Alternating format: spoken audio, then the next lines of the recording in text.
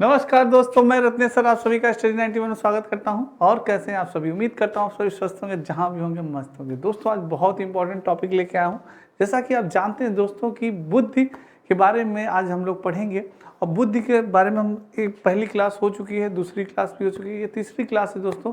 बुद्धि के सिद्धांत के बारे में आप पढ़ेंगे दोस्तों हम, कि बुद्धि के सिद्धांत आखिर होता क्या है, क्या क्या था उसके अंतर्गत। तो दोस्तों बहुत ही अच्छी क्लास होने वाली है, बहुत ही मज़ेदार क्लास होने वाली है। तो एक बार वीडियो को ज़्यादा शेयर कर दीजिएगा और लाइक कर दीजिएगा। आइए स्टार्ट करते हैं शेयर दोस्तों। ये आपके स्टडी 91 में कुछ बैचेस हैं जो कि स्टार्ट हो चुके हैं। हिंदी का, यूपी टेट का, super TET, UP police, PCS और यूसी नेट का। आइए दोस्तों स्टार्ट करते हैं, आप सभी ज्वाइन कर सकते हैं। बुद्धि का सिद्धांत दोस्तों, कई मनोवैज्ञानिकों ने अपने अलग अलग तरीके से अपने विचार प्रस्तुत किए हैं और उन्होंने बुद्धि के सिद्धांत को अलग अलग तरीके से बताया। आइए जानते हैं कुछ मनोवैज्ञानिकों की थॉट क्या थी, इसके बारे में थोड़ा सा पढ़ते हैं। यह फ्रांसीसी मनोवैज्ञानिक अल्फ्रेड बीने द्वारा किया गया था। जो बुद्धि का सिद्धांत था, यह फ्रांसीसी मनोवैज्ञानिक अल्फ्रेड बीने द्वारा दिया गया था दोस्तों। और अल्फ्रेड बीने को प्रथम बुद्धि परीक्षण और मानसिक आयु की अवधारणा को विकसित करने के लिए भी जाना जाता है। जो अल्फ्रेड बीने थे दोस्तों, उन्हें प्रथम बुद्धि परीक्षण का ज्ञाता कहा जाता था। उन्होंने प्रथम परीक्षण किया था। Point noted my student. कौन थे वो महान आत्मा? अल्फ्रेड बीने थे दोस्तों। और मानसिक आयु की अवधारणा को विकसित करने के लिए भी इन्हें जाना जाता है। यह सिद्धांत इस बात पर जोर देता है कि हम सभी के पास सभी कार्यों में लागू करने के लिए बुद्धि का एक सामान्य कारक है। दोस्तों हम सभी के पास क्या है, कोई भी कार्य करने के लिए एक सामान्य कारक होता है। हमारी बुद्धि जो होती है समान रूप से हर कार्य को कर सकती है। तो उनका ये मानना था कि हम समान रूप से हर कार्य को कर सकते हैं दोस्तों। ठीक है, नेक्स्ट है दोस्तों आपका बर्ट के मतानुसार बुद्धि क्या होती है? बुद्धि है जन्मजात मानसिक क्षमता होती है। बुद्धि का बर्ट ने बताया कि जो हमारी बुद्धि होती है ये जन्मजात क्षमता होती है, मानसिक क्षमता होती है। जन्मजात से ही हम लोग क्या करते हैं, बुद्धि के द्वारा सीखते हैं, चीज़ों को हम क्या करते हैं, ग्रहण करते हैं। ये चीज़ है। गाल्टन के अनुसार बुद्धि विभेद एवं चयन करने की शक्ति है। गाल्टन ने क्या बताया? बुद्धि चयन करने की शक्ति है। क्या गलत है, क्या सही है, क्या उचित है, क्या अनुचित है, इसका हम चयन करते हैं। किसके माध्यम से? अपनी बुद्धि के माध्यम से दोस्तों। स्टर्न के मतानुसार नई परिस्थितियों के साथ समायोजन करने की योग्यता ही बुद्धि है। कहीं भी परिस्थिति के अनुसार अपने आप को ढाल लेना ही बुद्धि है। अब कई परिस्थितियों में अपने यानी पर्यावरण के अकॉर्डिंग अपने आप को ढाल जाना दोस्तों क्या है? यही बुद्धि है। उसमें आपकी बुद्धि का ही योगदान होता है। कहीं भी परिस्थिति में कहीं भी आपको ढलना। बीने के अनुसार बुद्धि तर्क, निर्णय एवं आत्म आलोचना की योग्यता एवं क्षमता है। बीने ने भी अपना दोस्तों बताया विचार कि बुद्धि क्या है? तर्क करने की क्षमता है, निर्णय करने की क्षमता है और आत्म आलोचन करने की क्षमता है। नेक्स्ट दोस्तों आइए जानते हैं थॉर्नडाइक ने क्या बताया दोस्तों। थॉर्नडाइक के अनुसार उत्तम क्रिया करने तथा नई परिस्थिति के साथ उत्तम क्रिया करना तथा नई परिस्थिति के साथ समायोजन करना ही क्या है? बुद्धि है। थॉमसन महोदय ने भी अपनी राय दी दोस्तों। थॉमसन ने क्या राय दिया? थॉमसन ने कहा कि बुद्धि वंश परंपरा प्राप्त विभिन्न गुणों का योग है। थॉमसन ने बताया जो हम अपने वंशों से प्राप्त करते हैं गुण, विभिन्न गुणों का वही योग क्या है? वही है बुद्धि। तो ये था दोस्तों, कई मनोवैज्ञानिकों ने बुद्धि के बारे में बताया। अब बात करते हैं बुद्धि को प्रभावित करने वाले कारक। दोस्तों जो बुद्धि को प्रभावित करने वाले कारक हैं, हमारे वंशानुक्रम है, प्रजाति है, बुद्धि है, लिंग है, आयु है, स्वास्थ्य है और वातावरण। ये दोस्तों सारी दोस्तों क्या होते हैं? ये बुद्धि को प्रभावित करने वाले कारक माने जाते हैं दोस्तों। वंशानुक्रम, हेरिडिटी, यानी कि दोस्तों हमारे पिता की जिस प्रकार से बुद्धि थी उसी प्रकार से हमारी भी बुद्धि के कुछ क्षण होते हैं, कुछ लक्षण पड़ते हैं जिससे कि हम क्या होते हैं? प्रभावित होते हैं। प्रजाति दोस्तों, लिंग की भी दोस्तों होते हैं कुछ, जैसे कि दोस्तों आप पुरुषों में जिस हिसाब से बुद्धि क्षमता पाई जाती है, महिलाओं में थोड़ी सी कम पाई जाती है। तो दोस्तों अब ये कहना गलत होगा, क्योंकि अब हर क्षेत्र में महिलाएं पुरुष एक समान। आयु का भी दोस्तों प्रभाव पड़ता है थोड़ा सा, भाई आयु का भी, एज का भी, कहते हैं ना, अनुभव से आपको ज्ञान मिलता है। वातावरण, इन्वायरमेंट का तो बहुत ही ज़्यादा प्रभाव पड़ता है। वातावरण से तो दोस्तों बहुत ही ज़्यादा प्रभावित होती है हमारी क्या? बुद्धि दोस्तों। चाहे शारीरिक विकास हो, चाहे बुद्धि का विकास हो, चाहे मानसिक विकास हो, इन सब में हमारे इन्वायरमेंट, वातावरण का बहुत ही महत्वपूर्ण योगदान होता है। क्योंकि कहा जाता है जैसा देश वैसा भेष, जैसा खाओगे अन्न वैसा होगा मन। यही बात है दोस्तों, मेन कहने का उद्देश्य क्या है, इन्वायरमेंट, वातावरण, जैसा वातावरण रहेगा वैसा दोस्तों आपका वो पड़े, और प्रजाति का भी। ये दोस्तों बुद्धि को प्रभावित करने वाले कारक हैं, बहुत इंपॉर्टेंट है, याद रखिएगा। नेक्स्ट है दोस्तों आपका बुद्धि के अब सिद्धांत के बारे में बात करते हैं दोस्तों। तो अमेरिका के थॉर्स्टन, थॉर्नडाइक, थॉमसन आदि मनोवैज्ञानिकों कारकों ने आधार पर बुद्धि के स्वरूप के विषय में अपने अपने विचार व्यक्त किए हैं दोस्तों। थॉर्स्टन ने अपने विचार दिए, हाँ, थॉर्नडाइक ने अपना विचार दिया, थॉमसन ने अपना विचार दिया, बीने ने अपना विचार दिया। सब ने दोस्तों अलग अलग बुद्धि के सिद्धांत के बारे में बताया है। ब्रिटेन में स्पीयरमैन ने अलग विचार दिया, बुद्धि के स्वरूप के बारे में अपने अपने विचार दिए। सब ने अलग अलग दिए। क्या विचार प्रस्तुत किए आइए जानते हैं उनके बारे में, इन महान मनोवैज्ञानिकों ने। ये दोस्तों आपकी अपनी हिंदी है, फ्री डिलीवरी है, आप दोस्तों सारी पुस्तकें चूज कर सकते हैं, ले सकते हैं, बेहतर नहीं सबसे बेहतर पढ़े।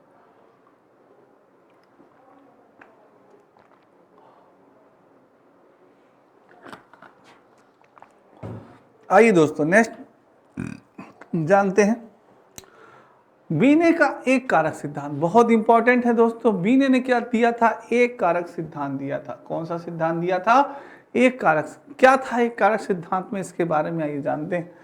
इस सिद्धांत के प्रतिपादक फ्रांस के मनोवैज्ञानिक, बीने कहाँ के मनोवैज्ञानिक थे, फ्रांस के थे। एक पॉइंट आपका क्लियर हो गया। फ्रांस के मनोवैज्ञानिक अल्फ्रेड बीने ने 1905 में किया था। कब किया था, 1905 ईस्वी में दिया था। कब दिया था दोस्तों, 1905 ईस्वी में दिया था। कहाँ के निवासी थे अल्फ्रेड बीने, फ्रांस के निवासी थे। अमेरिका के मनोवैज्ञानिक टर्मन तथा जर्मनी के मनोवैज्ञानिक एविगास ने इस सिद्धांत का समर्थन किया। और इसका सिद्धांत का समर्थक करता अगर आपसे पूछ ले तो वो कौन थे भाई, अमेरिका के थे टर्मन और जर्मनी के थे एविगास, जिन्होंने ए बुद्धि के एक कारक सिद्धांत का क्या किया, समर्थन किया। इस सिद्धांत के अनुसार बुद्धि वह शक्ति है जो समस्त मानसिक क्रियाओं को प्रभावित करती है। क्या माना इन्होंने कि भाई बुद्धि वह शक्ति है जो हमारी समस्त मानसिक क्रियाओं को प्रभावित करती है। जो सारे कार्य हम करते हैं वो अपने बुद्धि के माध्यम से ही हम करते हैं। ये मानना था किसका, अल्फ्रेड बीने का। और क्या मानना था इनका, इन्होंने कहा कि इस सिद्धांत के अनुयायियों ने बुद्धि को समस्त मानसिक कार्यों को प्रभावित करने वाली एक शक्ति के रूप में माना। यानी बुद्धि को इन्होंने माना कि सारे कार्यों को बुद्धि दोस्तों बुद्धि के माध्यम से हम कर सकते हैं अच्छे ढंग से। और इस सिद्धांत के अनुसार यदि व्यक्ति किसी एक विशेष क्षेत्र में निपुण हो गया तो वह अन्य क्षेत्र में भी निपुण रहेगा। अगर एक क्षेत्र में आप निपुण हो गए दोस्तों, आप बैटिंग करने में निपुण हैं तो आप बॉलिंग करने में भी निपुण होंगे, आप कीपिंग करने में भी निपुण होंगे, आप फील्डिंग में भी निपुण होंगे। इनका मानना था कि भाई आप एक क्षेत्र में, अगर आप हिंदी में टॉपर हैं, मैथ में भी टॉपर होंगे, इंग्लिश में भी टॉपर होंगे और हिंदी हर सब्जेक्ट में आप टॉपर होंगे। क्या सही था इनका मानना, सोचिए जरा, बुद्धि से सोचिए जरा, क्या इनका सही था एक कारक सिद्धांत। तो अन्य क्षेत्रों में निपुण रहेंगे, इसी एक कारक सिद्धांत को ध्यान में रखते हुए बीने ने बुद्धि की व्याख्या निर्णय की योग्यता माना। पर दोस्तों इनका क्या हुआ, इनकी आलोचना हुई, इनका खंडन हुआ। मनोवैज्ञानिक, मैं आपको बताया था कि हर एक मनोवैज्ञानिक दूसरे मनोवैज्ञानिक का खंडन करता रहता है कि भाई आपने गलत कहा है, आपने बिल्कुल गलत कहा है, मेरी बात सही है, आपकी बात गलत है भाई। तो उसका खंडन किया इन्होंने, द्वित्व कारक सिद्धांत दिया। उसके प्रवर्तक थे आपके ब्रिटेन के प्रसिद्ध मनोवैज्ञानिक स्पीयरमैन। कौन थे, इस सिद्धांत के प्रवर्तक थे ब्रिटेन के प्रसिद्ध मनोवैज्ञानिक कौन थे, स्पीयरमैन थे। उन्होंने इस सिद्धांत को क्या किया, गलत साबित किया। उन्होंने क्या बताया, द्विकारक सिद्धांत। कौन सा सिद्धांत दिया उन्होंने, द्विकारक सिद्धांत दिया। उन्होंने बताया अपने प्रयोगात्मक अध्ययन तथा अनुभवों के आधार पर कि बुद्धि के इस द्वितत्व सिद्धांत का प्रतिपादन किया। उनके मतानुसार बुद्धि दो शक्तियों के रूप में है। उनके मतानुसार बुद्धि क्या है, बुद्धि दो शक्तियों के रूप में है, या बुद्धि की संरचना में दो कारक हैं। बुद्धि की संरचना में उन्होंने बताया एक नहीं दो कारक हैं, और जिनमें से एक को उन्होंने समान बुद्धि तथा दूसरे को उन्होंने क्या कहा, विशिष्ट बुद्धि। एक को क्या कहा, जनरल बुद्धि, एक को कहा विशिष्ट बुद्धि, यानी सामान्य बुद्धि और विशिष्ट बुद्धि। द्विकारक सिद्धांत अपने स्पीयरमैन ने दिया, यानी कि जी फैक्टर और एस फैक्टर, जी फैक्टर और एस फैक्टर, इन्होंने दो यानी कि बुद्धि बताई दोस्तों, जी फैक्टर और एस फैक्टर, यानी कि सामान्य बुद्धि और विशिष्ट बुद्धि। जिन्होंने बताया। उनका तात्पर्य यह है कि सभी व्यक्तियों में कार्य करने की एक सामान्य योग्यता होती है, कि बुद्धि के माध्यम से हम सभी कार्य को समान रूप से कर सकते हैं। ये किसका मानना था? स्पीयरमैन का मानना था। और क्या कहा स्पीयरमैन ने? अतः प्रत्येक व्यक्ति कुछ सीमा तक, प्रत्येक व्यक्ति दोस्तों कुछ सीमा तक प्रत्येक कार्य कर सकता है। यानी कि ये बुद्धि के माध्यम से आप कुछ न कुछ कार्य कर सकते हैं। ये मानना था किसका? स्पीयरमैन का, कि हर व्यक्ति बुद्धि के माध्यम से कोई न कोई कार्य कर सकता है। ये कार्य उसकी समान बुद्धि के कारण ही हो सकता है। अब क्या कहा उन्होंने, आगे जानते हैं। ये आपके यूपी टेट प्राइमरी दोस्तों 249 रुपये मात्र बुक है।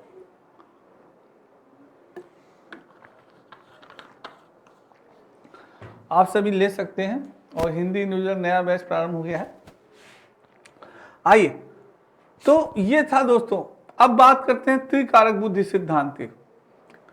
तो दोस्तों क्या किया स्पीयरमैन ने 1911 में अपने पूर्व नहीं दोस्तों सामान्य कारक या जी फैक्टर से उनका तात्पर्य यह कि सभी व्यक्तियों में कार्य करने की एक क्या होती है? सामान्य योग्यता होती है। क्या होती है? सामान्य योग्यता होती है। अतः प्रत्येक व्यक्ति कुछ सीमा तक प्रत्येक कार्य कर सकता है। ये कार्य उसकी सामान्य बुद्धि के कारण ही होते हैं। ये कार्य क्या होते हैं? उसके सामान्य बुद्धि के कारण ही होते हैं दोस्तों। और उन्होंने क्या किया था? मानसिक योग्यता के आधार पे सामान्य मानसिक योग्यता यानी जनरल मेंटल एबिलिटी और विशिष्ट मानसिक योग्यता में विशिष्ट तत्व एस कारक बताया और सामान्य तत्व यानी कि जी कारक बताया।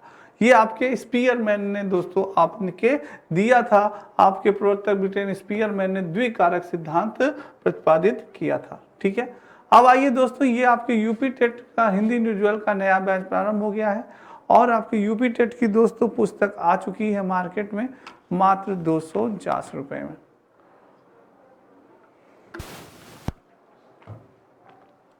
आइए आगे चलते हैं। अब बात करते हैं त्रिकारक बुद्धि सिद्धांत की। तो त्रिकारक बुद्धि सिद्धांत किसने दिया था? तो याद रखिएगा स्पीयरमैन ने 1911 में अपने पूर्व बुद्धि के द्विकारक सिद्धांत में संशोधन करते हुए क्या किया? इन्होंने स्वयं संशोधन किया। स्पीयरमैन ने ही त्रिकारक सिद्धांत दिया था, इन्होंने अपने द्विकारक सिद्धांत में क्या किया? संशोधन किया। कब किया? 1911 ईस्वी में। कब किया? 1911 ईस्वी में किया। और इन्होंने क्या कहा? एक कारक और जोड़ के बुद्धि को त्रिकारक या तीन कारक बुद्धि का सिद्धांत का प्रतिपादन किया। और उन्होंने कहा कि बुद्धि के जिस तीसरे कारक को उन्होंने अपने सिद्धांत में जोड़ा उसे उन्होंने समूह कारक या ग्रुप फैक्टर कहा। क्या कहा? ग्रुप फैक्टर कहा दोस्तों। क्या कहा? Group factor. क्या कहा? ग्रुप फैक्टर कहा, यानी कि समूह कारक का सिद्धांत उसने जोड़ दिया। यानी इन्होंने तीन बताए। कौन से सिद्धांत में तीन कारक बताए? कौन कौन सा? सामान्य कारक यानी कि एस फैक्टर, सामान्य कारक यानी कि एस फैक्टर, और आपका बताया विशिष्ट कारक यानी जी फैक्टर, जी फैक्टर, और आपका हो गया समूह कारक यानी कि ग्रुप फैक्टर। दोस्तों क्या हो गया? Group factor, group factor. तो ये चीज है दोस्तों, इन्होंने तीन आपके बताए, सामान्य कारक, विशिष्ट कारक, समूह कारक। अब इन्होंने तीन वो कर दिए, तीन कारक बता दिए। कौन थे? आपके स्पीयरमैन थे। कौन थे?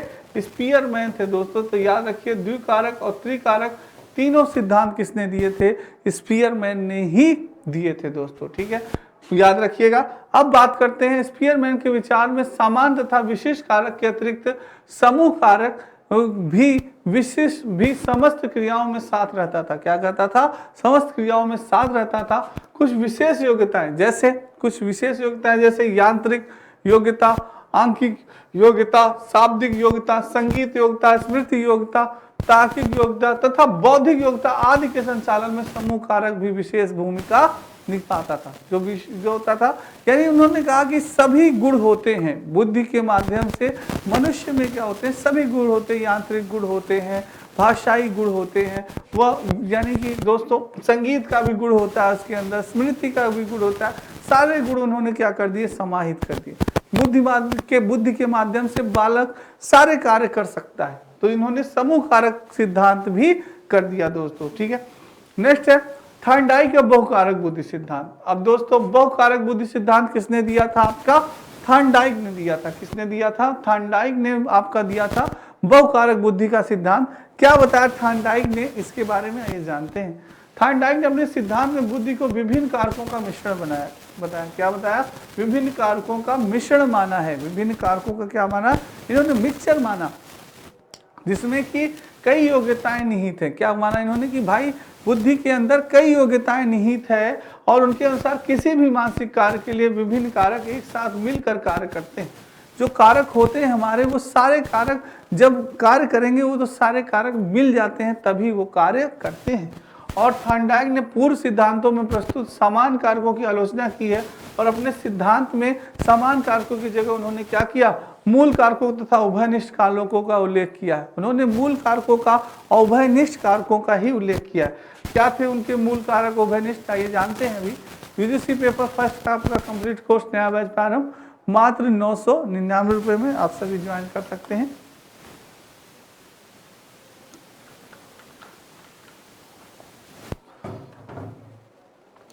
उनके मूल कारकों में दोस्तों मूल मानसिक योग्यताओं को सम्मिलित किया। ये योग्यता क्या थी? जैसे शाब्दिक योग्यता थी, आंकिक योग्यता थी, यांत्रिक योग्यता थी, स्मृति योग्यता थी, तार्किक योग्यता तथा भाषण देने की योग्यता थी। ये इनके मूल बताए इन्होंने कि मूल कारण यही है। मूल कारक क्या है?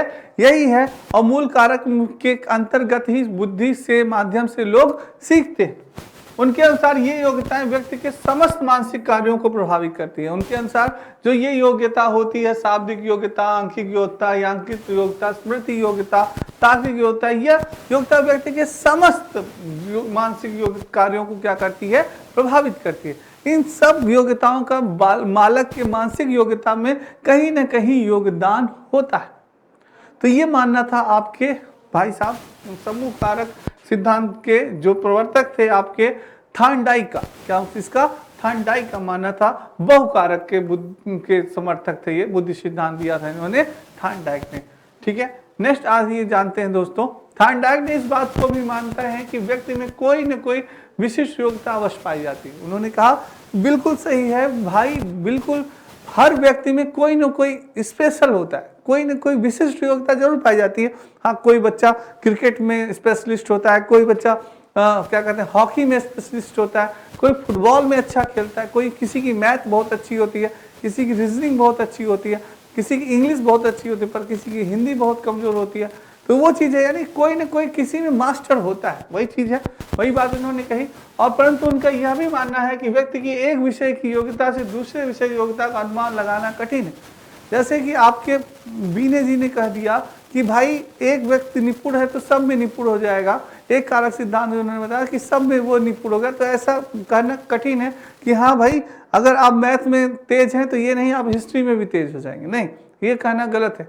तो वही चीज़ें उन्होंने कहा कठिन है। जैसे कि एक व्यक्ति यांत्रिक कला में प्रवीण है तो यह आवश्यक नहीं कि वह संगीत में भी निपुण हो जाए। जो यांत्रिक कला में निपुण है ये नहीं कि वो संगीत भी अच्छा करे, गाना भी अच्छा गाए, तो ये नहीं। के अनुसार जब दो मानसिक क्रियाओं के प्रतिपादन में यदि धनात्मक सहसंबंध पाया जाता है तो उसका अर्थ यह है कि व्यक्ति में क्या है? उभयनिष्ठ कारक भी है। तो इन्होंने इस प्रकार से उनका क्या किया? इनकी आलोचना की कि भाई ये कहना कि व्यक्ति एक चीज में निपुण है तो हर क्षेत्र में निपुण होगा, ये गलत है। तो इनकी आलोचना की थॉर्नडाइक ने। नेक्स्ट है दोस्तों थर्स्टन का समूह कारक बुद्धि सिद्धांत। अब थर्स्टन ने कौन सा सिद्धांत दिया? समूह कारक बुद्धि सिद्धांत दिया थर्स्टन ने। वो बहुकारक सिद्धांत था जिसका कि आपका थॉर्नडाइक ने दिया। अब ये बात हो रही है समूह कारक बुद्धि सिद्धांत का। दोस्तों कंफ्यूज मत होइएगा, बहुकारक सिद्धांत, समूह कारक सिद्धांत। बहुकारक सिद्धांत दिया थॉर्नडाइक ने, समूह कारक सिद्धांत दिया थर्स्टन ने। अब थर्स्टन ने क्या कहा? समूह कारक सिद्धांत के अनुसार बुद्धि न तो समान कारकों का प्रदर्शन है न विभिन्न कारकों का, अपितु इसमें कुछ ऐसी निश्चित मानसिक क्रियाएं होती हैं जो समान रूप से मूल कारकों में सम्मिलित होती हैं। इन्होंने बताया जो मूल कारक होते हैं उसी में सारी बुद्धि की निहित होती है। थर्स्टन ने यह स्पष्ट किया कि बुद्धि कई प्रकार की योग्यताओं का मिश्रण है जो कि विभिन्न समूहों में पाई जाती है। थर्स्टन का यह मानना था दोस्तों जो हमारी बुद्धि होती है ये कई इसके अंदर योग्यताएं हैं, सारी योग्यताएं भरी हुई हैं। ये बुद्धि के माध्यम से हम अच्छा संगीत भी गा सकते हैं, बुद्धि के माध्यम से हम अच्छी गणित लगा सकते हैं, बुद्धि के माध्यम से हम दोस्तों अच्छे भवन का निर्माण कर सकते हैं, यानी कि सारी योग्यताएं इसके अंदर निहित है। हम इंजीनियर भी बन सकते हैं, डॉक्टर भी बन सकते हैं, आईएएस भी बन सकते हैं, पीसीएस भी बन सकते हैं, सारी चीज निहित है। किसका मानना था? थर्स्टन का मानना था। तो ये चीज था। नेक्स्ट है दोस्तों, उनके अनुसार मानसिक योग्यता क्रियात्मक रूप से स्वतंत्र है, फिर भी जब ये समूह में कार्य करती हैं तो उनमें क्या होता है? परस्पर संबंध या समानता पाई जाती है। जब ये समूह में कार्य कर जाते हैं तो उनके अंदर समानता पाई जाती है, परस्पर संबंध पाए जाते हैं। कुछ विशिष्ट योग्यता एक ही समूह की होती है और उनके आपस में सहसंबंध पाया जाता है। जैसे विज्ञान विषयों के समूह में भौतिक, रसायन, गणित तथा जीव विज्ञान, भौतिक एवं रसायन। जैसे दोस्तों आपका कोई विषय है, विज्ञान है, तो विज्ञान में सब आएगा, भौतिक विज्ञान भी आएगा, रसायन विज्ञान भी आएगा, जीव विज्ञान भी आएगा, कभी कभी गणित भी आ जाता है। तो ये चीज है दोस्तों, ठीक है। तो ये आपका दोस्तों वीडियो ग्राम विकास अधिकारी का नया बैच प्रारंभ, महाबचत ऑफर मात्र 1299 रुपए में।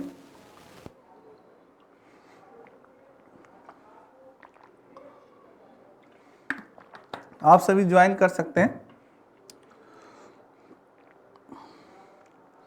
चलिए नेक्स्ट चलते हैं।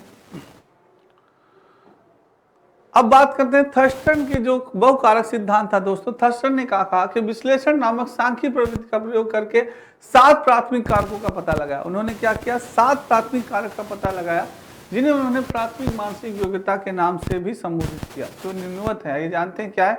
शाब्दिक योग्यता, वर्बल एबिलिटी, शब्दों और वाक्यों के अर्थ समझाना तथा अनुप्रयोग। शब्दों यानी कि जो शाब्दिक योग्यता है उससे क्या है? अपनी भावनाओं को, अपने विचारों को दूसरों को समझाना, बुद्धि के माध्यम से, शब्दों के माध्यम से, और वाक्यों के अर्थ को समझाना, ये योग्यता बताई थर्स्टन ने। दूसरी योग्यता उन्होंने बताई संख्यात्मक योग्यता। क्या बताई?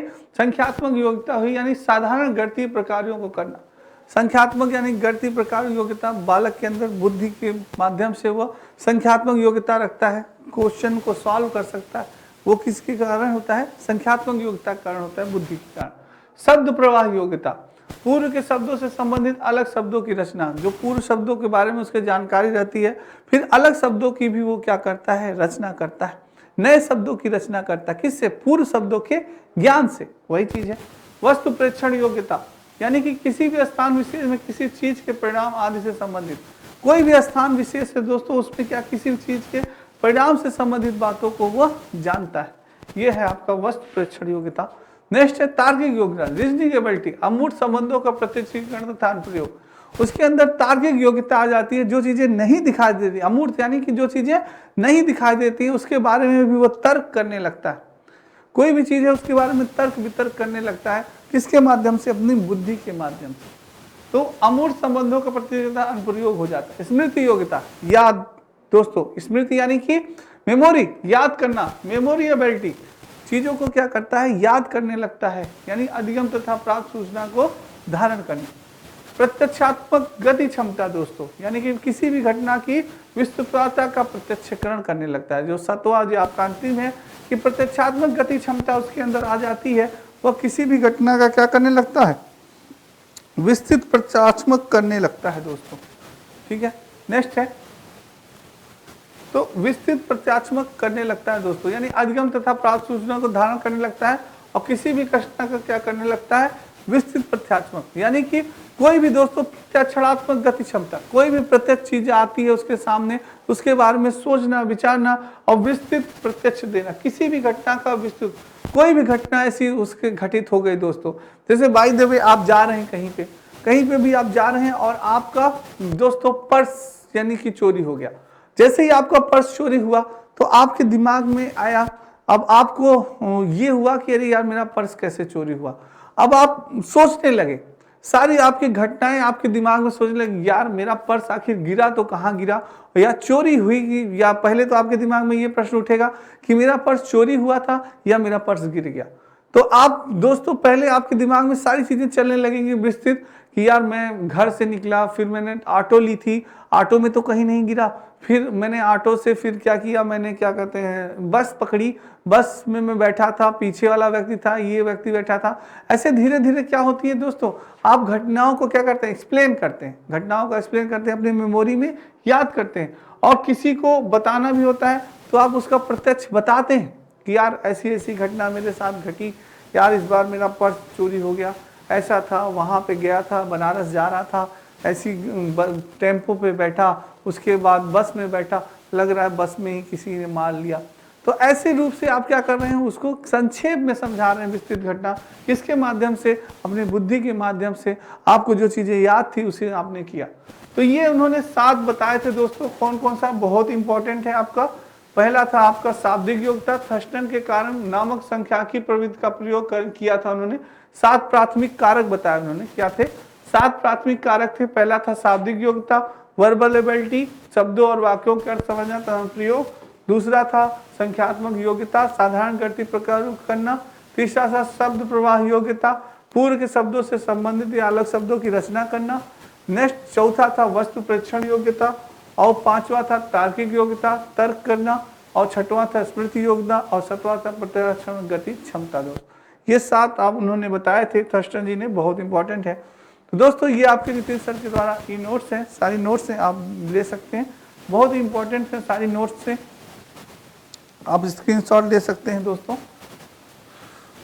तो दोस्तों आज की क्लास आपको कैसी लगी कमेंट बॉक्स में कमेंट जरूर करिएगा, लाइक जरूर करिएगा, शेयर जरूर करिएगा। आज के लिए इतना ही दोस्तों, कल फिर मिलेंगे बहुत इंपॉर्टेंट सेशन के साथ। तब तक राधे राधे, जय श्री कृष्ण दोस्तों, और जय हिंद दोस्तों।